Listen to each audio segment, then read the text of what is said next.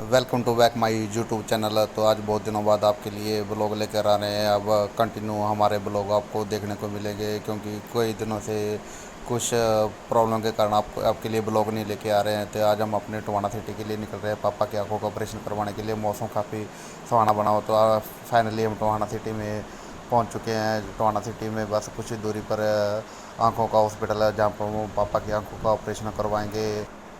तो अब हम जनता आइज हॉस्पिटल में पहुंच चुके हैं, क्योंकि ये टोहाना सिटी का सबसे फेमस हॉस्पिटल है, जहां पर सभी प्रकार की आंखों का सफल ऑपरेशन करने में माहिर हैं। जो तो हॉस्पिटल के अंदर का दृश्य है, क्योंकि अब जो बिल्डिंग नई तैयार हो रही है उसी हिसाब से नया कंस्ट्रक्शन के हिसाब से हॉस्पिटल को तैयार किया गया है। तो ये अंदर से हॉस्पिटल का कुछ ऐसा दृश्य है। सफाई वगैरह की अच्छी व्यवस्था की गई हुई है। तो ये वेटिंग रूम बना हुआ है। तो पापा जी के अभी आगे शुगर चेक होनी है, तो उसी हिसाब से हमें बाहर अपने नंबर की वेट कर रहे हैं। तो जैसे ही हमारा नंबर आता तो हम भी शुगर टेस्ट करवाने के लिए फाइनली तो पापा की अब शुगर टेस्ट करवाते हैं, क्योंकि पापा की शुगर काफ़ी हाई रहती है। तो उसी हिसाब से अब शुगर वगैरह का टेस्ट करवाते हैं, क्योंकि शुगर कितनी रहती है, बिना शुगर कम हुए पापा की आंखों का ऑपरेशन नहीं होगा। तो शुगर के लिए सैंपल ले रहे हैं डॉक्टर साहब। तो जैसे ही जिस सैंपल की रिपोर्ट आ जाती है तो उसी हिसाब से आगे की प्रोसीजर शुरू हो जाएगा। शुगर की रिपोर्ट पॉजिटिव आने के बाद ईसीजी रूम में हमें ईसीजी करवाने के लिए भेज दिया गया है, क्योंकि ईसीजी सबसे मेन रहता है, क्योंकि इसमें हर प्रकार के पार्ट्स की जो भी प्रॉब्लम का रहता है उससे बाद पता चल जाता है। शुगर और ईसीजी का टेस्ट होने के बाद अब डॉक्टर ने कहा कि अब खाना वगैरह खिला सकते हैं, क्योंकि हम सुबह पापा को खाली पेट लेकर आए थे, क्योंकि शुगर का टेस्ट खाली पेट होना था। तो अभी पापा को खाना खाने के बाद जो आगे के टेस्ट वगैरह रहेंगे उनके सैंपल वगैरह लिए जाएंगे। अभी हम वेटिंग रूम वगैरह में हमें बैठा दिया गया है, कि जैसे ही आगे का जो प्रोसीजर रहता है वो आगे का डॉक्टर साहब हमें बता देंगे। तो फिलहाल हम उसी चीज़ की वेटिंग के लिए बैठे हुए हैं। तो देखते हैं कि आगे कौन कौन से टेस्ट होने हैं, उसके बाद हम आपको बताएंगे कि आगे क्या होता है। तो जहाँ पर जो आँखों का नंबर वगैरह चेक वगैरह होता है कि आंखों के आइज की रोशनी कितनी वगैरह होती है, अब इस टेस्ट के बाद जो आगे का प्रोसीजर रहेगा, क्योंकि आंखों के ऑपरेशन में काफ़ी ज़्यादा टेस्ट से होकर निकलना पड़ता है, क्योंकि बिना टेस्ट के बगैर आगे की जो प्रोसेसिंग रहती है बिल्कुल भी शुरू नहीं होगी। अब ये डॉक्टर के साथ डिस्कस कर रहे हैं कि देख रहे हैं कि आँखों की रोशनी कितनी है और आगे कौन सा लेंस वगैरह इन पर लग सकता है। तो यही सब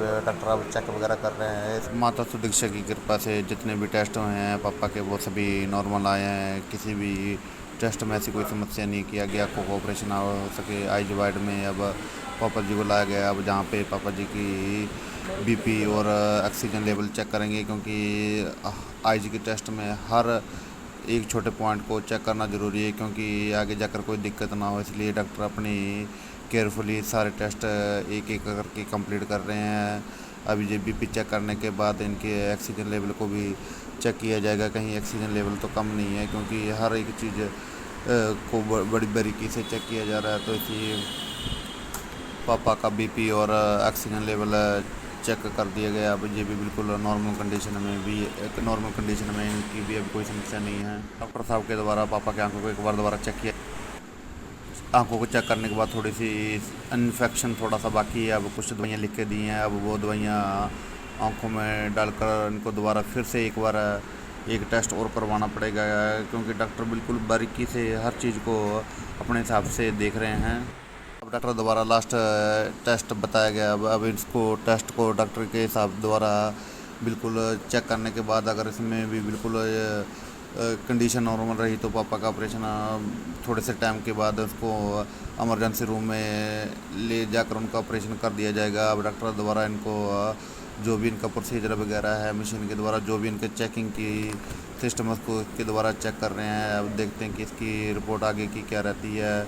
इस रिपोर्ट के आने के बाद ये बिल्कुल लास्ट वाला स्टेप है। अगर ये भी ओके रहा तो पापा का ऑपरेशन कुछ देर में बिल्कुल ओके हो जाएगा।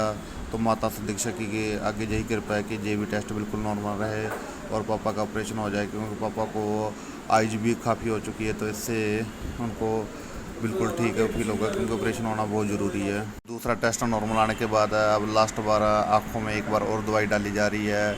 ये दवाइयाँ जब से हम आए हैं कम से कम 20-25 बार आँखों में डाल चुके हैं। पता नहीं इन दवाइयों से क्या चीज़ चेक करते क्या नहीं है।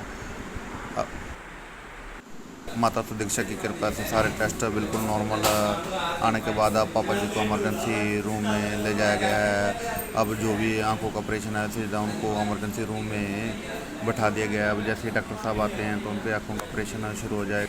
पापा को अब ऑपरेशन थिएटर में ले जाया गया है। अब कुछ देर बाद उनको ऑपरेशन के बाद बाहर निकालेंगे। बस माता से यही कृपा है कि उनका जो शुगर लेवल काफ़ी हाई था, ऑपरेशन के बाद ऐसी कोई समस्या ना रहे।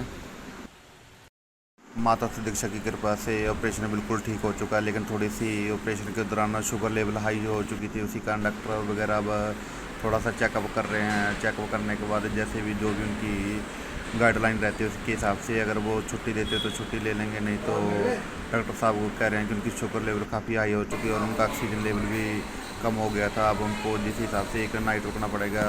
तो आज की नाइट हमारा स्टे यहीं पर रहेगा। तो नेक्स्ट ब्लॉग में हम आपको मिलते हैं कि आगे की क्या कंडीशन रहती है। रात के 1 बज चुके हैं, तो मिलते हैं अब आपको नेक्स्ट ब्लॉग में। तो आज का ब्लॉग सिर्फ यहीं तक रहेगा। तो प्लीज़ वीडियो को like share and subscribe, channel को सब्सक्राइब जरूर करें। तो मिलते हैं आपको नेक्स्ट ब्लॉग में, तब तक के लिए सी यू।